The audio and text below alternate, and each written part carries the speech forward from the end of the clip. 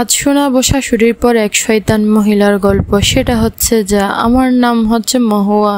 College থেকে বিয়ের জীবনে পা দিই। আমার শ্বশুর শাশুড়ি ছিল না, তাই খালি ঘর পেয়ে আমার মা বাবা আমার সুখের আশায় এই বিয়েতে রাজি হয়। আমার বিয়ের আগে থেকে আমার জায়ের আমার প্রতি অনেক তদারকি ছিল। সবাই মনে করেছিল আমার হাজবেন্ডের মা বাবা নেই, তাই ওর ভাই ভাবি একটু বেশি মাথা ঘামাচ্ছে। আমার জামা কাপড় থেকে বিয়ের সব কেনাকাটা করে আমার জায়ের পছন্দ। আর কারো সাধ্য ছিল না এই বিষয়ে কথা বল। 80,000 টাকা দেন মোহরে আমার বিয়ে হয়। বিয়েটা হয়েছিল। আমার স্বামীর বড় ভাই বিবাহিত ছিল, তার এক ছোট বোন ছিল, তারও বিয়ে হয়ে গিয়েছিল। আমার শ্বশুর শাশুড়ি আমার বিয়ের 1 বছর আগে মারা যায়। মা বাবা তাদের সাধ্য মতো ঘর সাজানোর চেষ্টা করে।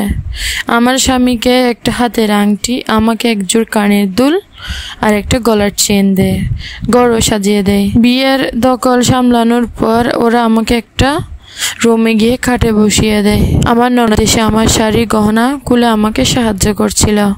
আমাদের সে রাতেই বাসর দেওয়া হয়। বিয়ের দিন থেকে আমার যা আমাকে কটু কথা শোনাতে শুরু করে। কিছু বুঝতে পারছিলাম না। বাসর রাত যখন দেওয়া হয় তখন